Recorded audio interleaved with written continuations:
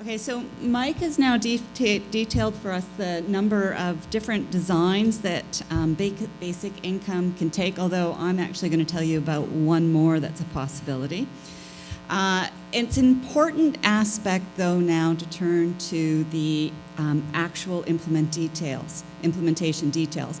How are you actually going to get that money to individuals, and who are the individuals that you want to get that money to? Now, we know you can all devise an administrative structure, and we have a number of overlapping ones. Municipalities provide support, provincial governments provide support, federal governments provide support. These are a number of tandem administrative structures, and there is a desire to amalgamate all of these things into one place so that we can have rules, procedures, and structures that all make sense, and you only have to navigate once. The tax system is often looked to as a way to deliver this kind of support, and I can certainly see why there is an appeal to doing so.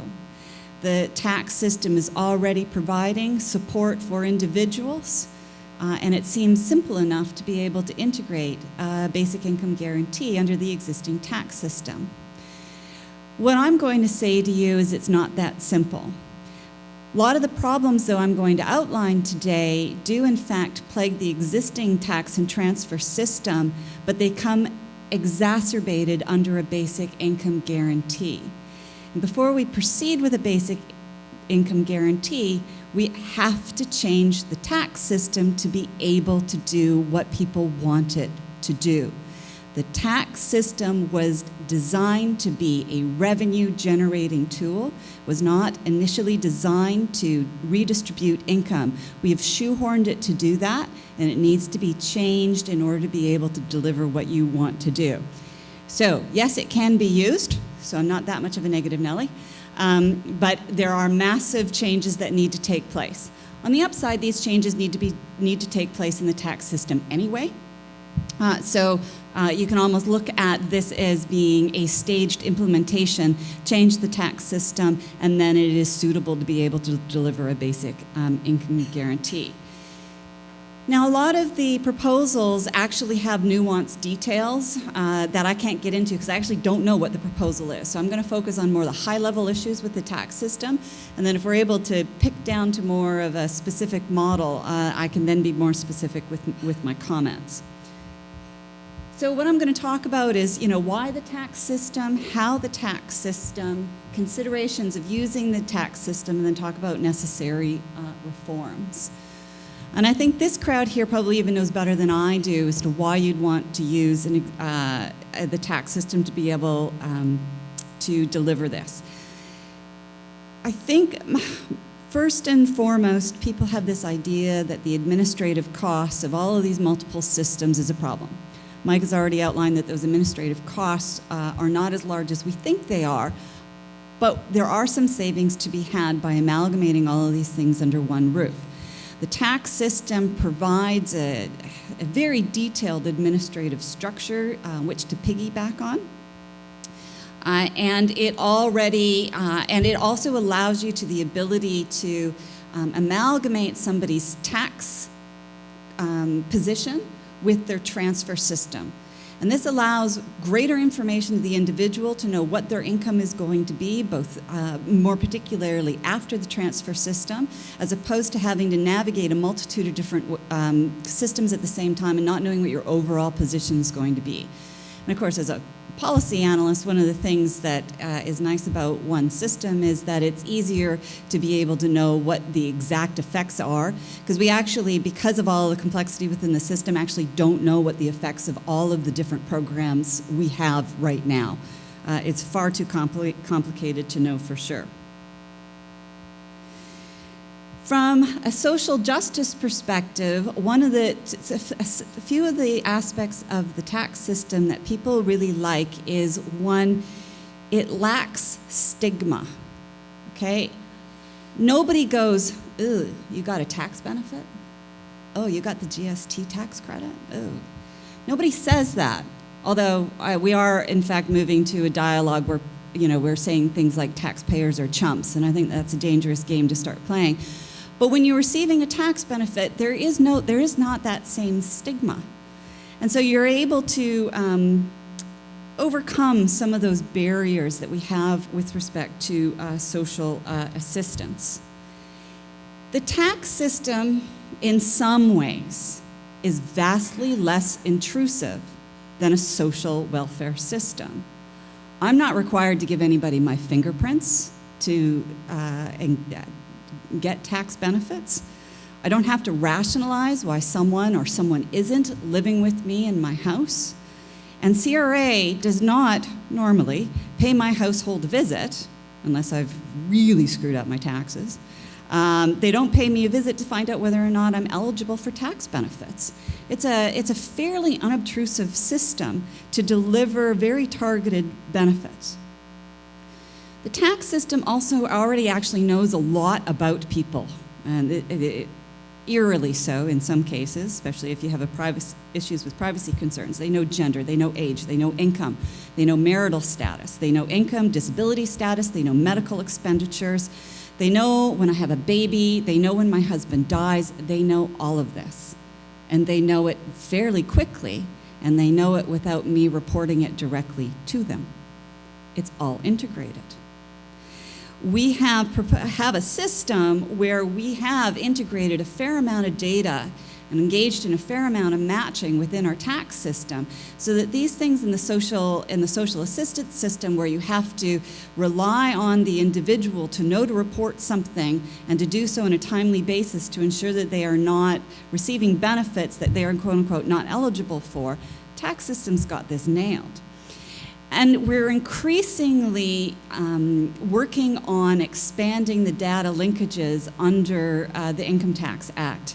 We are looking at things, I'm from BC. One of the things that we are just finalizing is linking tax system to land registry. If you know what's going on in Vancouver, you know why that's important.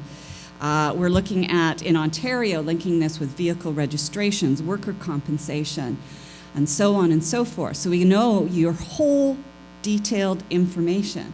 And this is going to happen with or without a basic income, because we have significant problems with respect to tax noncompliance, which is why this data matching is going on. How do you think about delivering tax, a BIG through the tax system? Mike detailed some ways. But the basic idea behind a tax system is you deliver these benefits through what are called refundable tax credits. That is the vehicle that you use. So the underlying tax system works that you report your gross income. We then deduct various deductions and exemptions to get down to a taxable income. We then apply the tax rate to obtain your tax owing. And then that tax owing is reduced through non-refundable and refundable tax credits. Non-refundable tax credits means that if you get to a zero tax owing, there's no money coming back to you. So low-income and middle-income individuals have what are called stranded deductions. They aren't worth anything. They get you to zero, but they don't get you past that. You can't flow them through to anybody in your household. So they're fairly worthless to a lot of individuals, but they're highly valuable to high-income individuals. Refundable tax credits, though, and the GST, HST tax credit that Mike talked about, the WITB, the Working Income Tax Benefit, the Canada Child Benefit. Those are all refundable tax credits. And what they mean is that you can reduce your tax owing below zero to a negative amount so that you're getting money back. So if you're talking about implementing a basic income guarantee, you're talking about a refundable tax credit. That's what it is. And understanding that language is important. We can, in fact, deliver a basic income guarantee of actually larger magnitudes than what Mike detailed by simply changing non-refundable tax credits into refundable tax credits. It is the simplest, straightforwardest way to be able to do this. Wayne Simpson did some modeling of if we took all of the federal non-refundable tax credits and changed them into refundable tax credits, and it'd be able to deliver about an average of $1,200 a year in support, But more importantly, to low-income households, it would amount to about $2,600 a year in support for those households, and it would cost about $6.5 billion. And we can, in fact, find $6.5 billion by revising our tax code and getting rid of some of the more lucrative expenditures for high-income individuals. So that is, in fact, the simplest model that you can do through the tax system is simply doing that. And of course, Ontario has a block of non-refundable tax credits that it too could apply to these sorts of things. If it was that simple, I would stop. But it's not that simple. And I think there's things that you need to think about. And one, the institutional context of the income tax system is actually quite important. The income tax system's purpose is to generate revenues.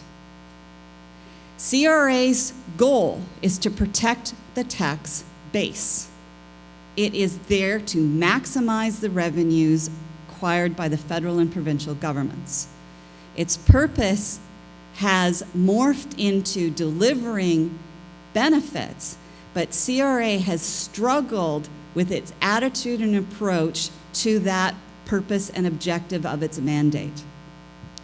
It is not designed to be friendly. It is designed to be adversarial.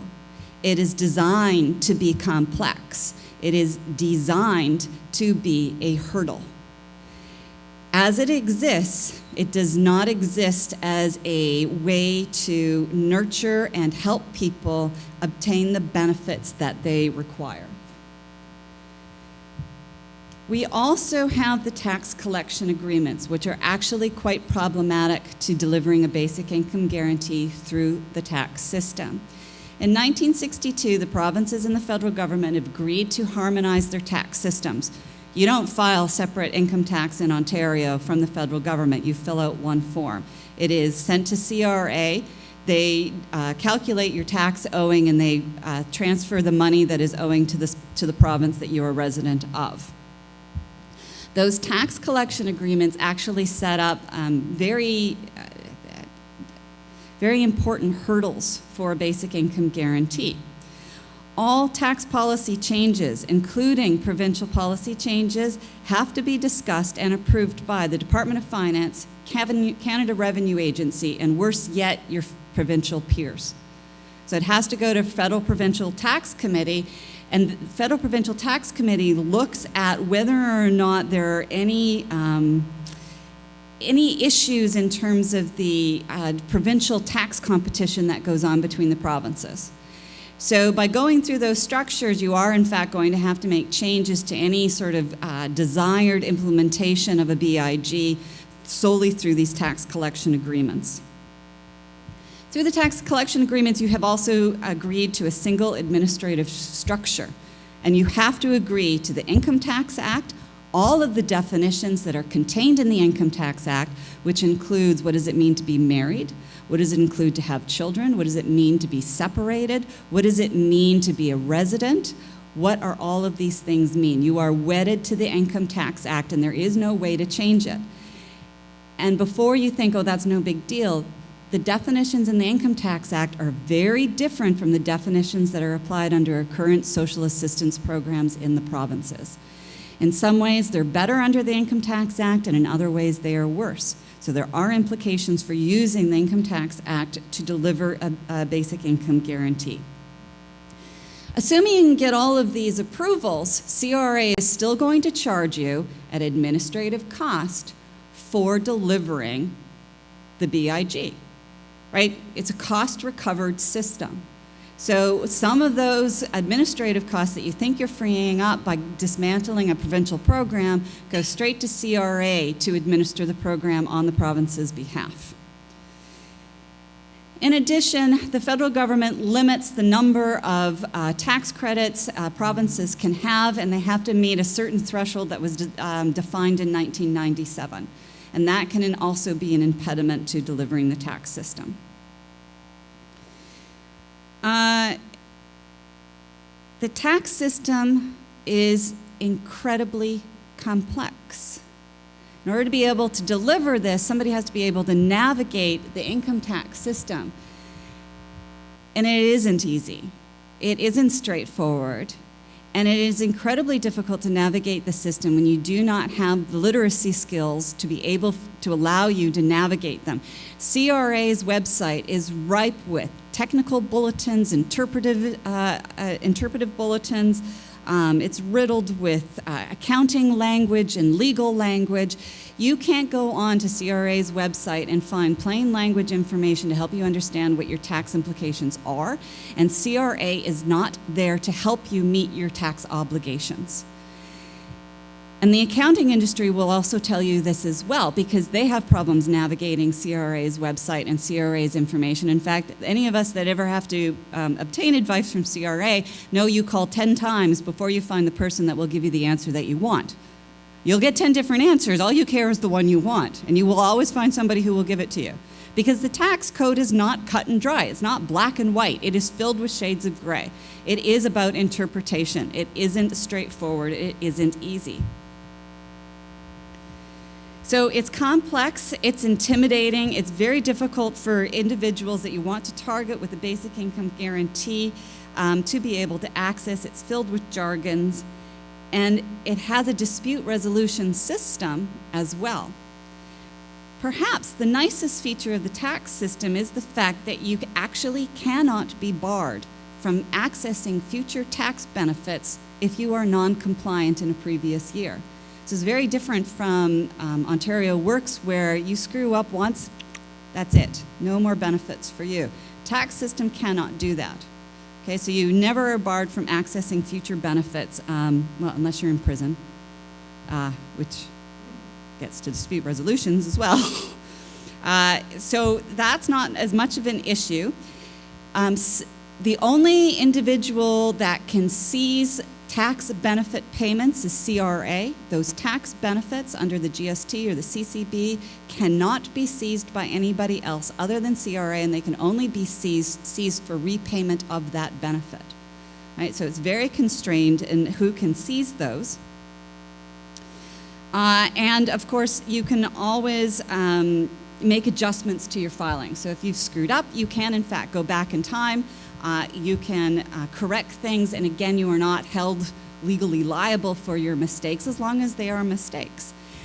And that is another nice feature of CRA's fine and penalty system. It is actually geared towards the intent behind it. So if it's a simple mistake, you pay your penalty, you're not going to be thrown in jail, whereas under Ontario Works, there's a fairly serious prison penalty for making what many of us would call simple mistakes. So in order to get thrown in jail under the tax system, well, you know, you've really got to do something very, very bad in order to be able to do that. But within all of those benefits is a very formal process. There is no simple way to navigate the dispute resolution system. It is very formalized, it is very rigorous, and it's very time-consuming. It takes years for tax disputes to be rectified. They are mostly rectified in the tax court. The tax court is only housed in Ottawa. If you can't make it to Ottawa and you can't afford a lawyer, it's going to be a problem to navigate the dispute resolution process. Let's see, money not services. CRA only provides money. It provides no services. It doesn't help you book doctor's appointments. It doesn't help you access pharmaceuticals. It doesn't help with transportation. It doesn't help with mental health assessments. It does none of these things. It only provides money. And that is a problem for social assistance because money doesn't solve everything. I'm an economist saying that, for crying out loud. Money does not solve all of your problems.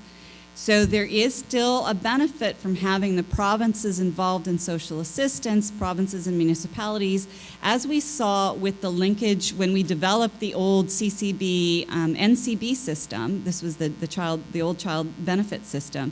It took years to navigate that system, and what was decided is the federal government would provide the cash, the provincial governments would provide the services.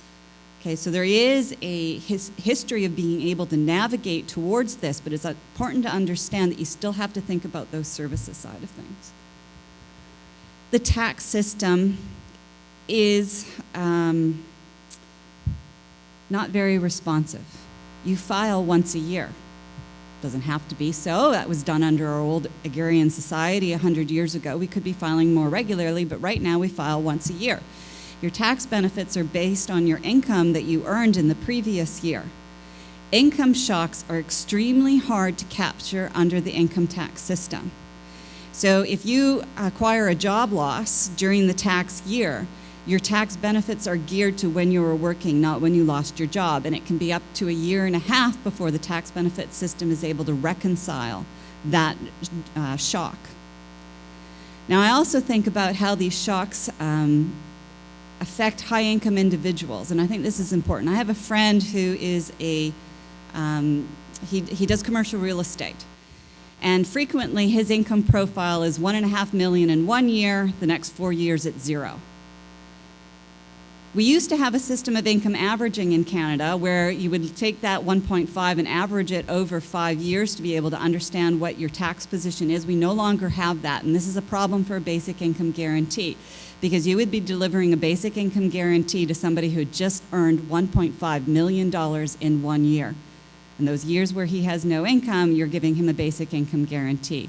These are complexities that are very important for understanding the costs and benefits of a basic income guarantee. Some of the more specific institutional concerns that you have to deal with, and this is where it gets really boring, but it's really important. Tax filers. Tax filing in Canada is not based on citizenship. It's not whether or not you live across the border. None of that matters. All that matters is whether or not you are a resident for tax purposes. Residence for tax purposes has a very particular definition, and it does not match qualifications for social assistance. Qualifications for social assistance is much broader than whether or not you are a filer for tax purposes. So simply by using the tax system, you have limited your audience to residents for tax purposes, and you are in fact excluding a significant portion of your very at-risk population. It's important. Residency is also determined at a provincial level. So it's not only are you a resident for Canadian tax purposes, but now you have to figure out whether or not what province you file in. And under the Income Tax Act, which you're now wedded into, all that matters is where you live on December 31st of the tax year. So you do have the possibility of an individual obtaining tax benefits and not then living in the province when it comes time for tax time. And so if you're going to be thinking about a taxable payment system, the residency for tax purposes is actually quite important. Now, if you've navigated all of that, you then have to think about tax filers. Now, Mike quoted this statistic of 95% of individuals in Ontario are tax filers. That's an interesting statistic because it's from 1997. Yeah. And in fact, nobody knows its interpretation. Nobody knows whether or not that means that only 95% of residents file, or whether it's 95% of people who file are correct in their filings. That actually, CRA has not been clear on what that definition is, and they haven't rectified it in 20 years, interestingly enough. But we do know from anecdotal information that individuals at the lower end of the income spectrum, particularly those using food banks and other social assistance, have a 30 to 40% non-filing rate because they don't have to file. Just because you're a resident for tax purposes doesn't mean you have to file. You have to have income to file, and not just any income, you have to have taxable income to file. So as long as you're below the basic exemption, which a lot of these individuals are, you are not required to file. Should you file? Absolutely, because we have the GST, HST benefit, we have the CCB. You should absolutely be filing, but we have a significant problem in being able to get low-income individuals to file because filing is not simple. Again, the tax system is complex. To think that filing a tax form is simple, it isn't. It absolutely isn't. Could it be made simple? Yes, but we're not there yet. Okay, but it is important to overcome. And in fact, I know that there's a paper tomorrow talking about delivering a basic income guarantee to Indigenous populations. Indigenous populations living on reserve do not file. You cannot target a basic income guarantee to a tax system if you don't reconcile this issue of filing. Okay, to get the benefit, you have to file. Not everybody files. and the people we want to file are the ones not filing. So necessary reforms for unification, okay, I don't know what I meant there, unifying the social assistance system with the tax system. As Charles said at the beginning, you cannot go it alone as a province. It is a bad idea. The income tax system that we have is geared towards federal, provincial harmonization on these types of actions. You need to have the federal government involved in order for this to make any difference in the world. We need to simplify our tax system. We have not undergone substantial tax reform since 1986, and even then it was not substantial. The tax system is complicated. It is geared towards a 60-year-old economy that no longer exists, and it poses a burden and hurdle to individuals in meeting their tax obligation, including receiving benefits. It absolutely needs to be simplified. If you simplify it, you can move to pre-populated tax forms. Many countries, particularly in Europe, have moved to pre-populated tax forms, and it is amazing. What ends up happening is they send you your tax form. They even send it to you by text message. I love the UK. You look at it. If it's right, you click a box, you send it back, boom, you have filed. You don't really need to be able to understand the tax system to be able to achieve objectives through pre-populated tax form. You need to retrain CRA employees and refocus the CRA mandate for it to be delivering income help to individuals. I get the pleasure of being reviewed by CRA nearly every single year. They are jerks. They are mean, they are nasty, they think they know more than I do, which they do not. They are very difficult to deal with, and they provide you with in which to respond to these things. That has to change, and while they have started to do it, CRA is a behemoth organization, and it can turn like the Titanic. It doesn't. It's going to take a long time to get that mantra sort of into them. So to move to pre-populated tax forms and to deliver a basic income guarantee, we have to be talking about expanding reportable income and assets. There's a significant amount of income that is actually not reported for tax purposes.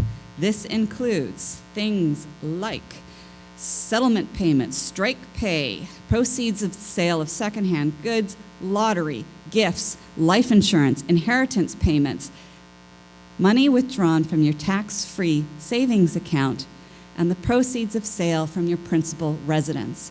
None of these are reported, and none of these would be taken into an account with a basic income guarantee if you were to move forward with the income tax system as it is. What that means is you are giving money to people who do not need it. So you need to be able to expand the definition of reportable income, which again, Income Tax Act, this requires the federal government. You need to expand third-party reporting on income in order to make sure that people are compliant with their tax obligations, which is a significant problem.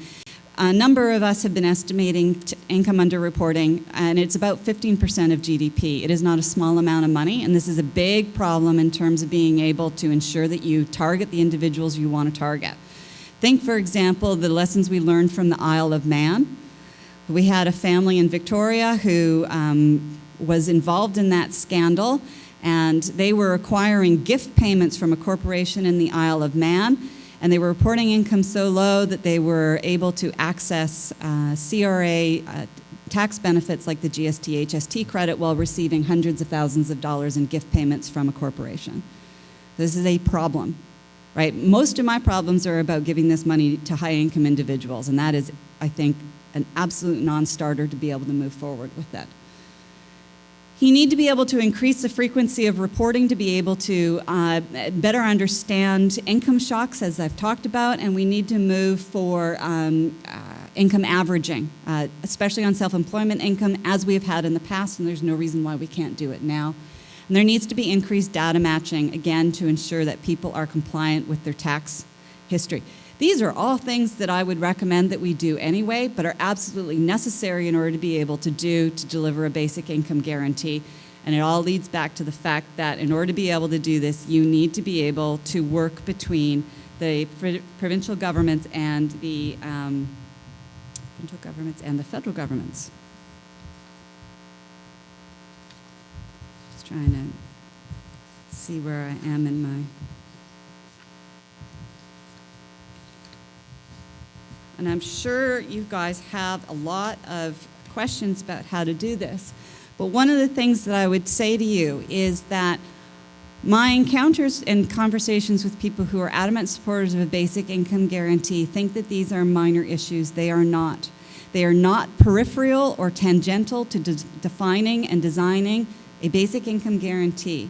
And as a public administrator who does public policy analysis and design, you cannot separate implementation from design.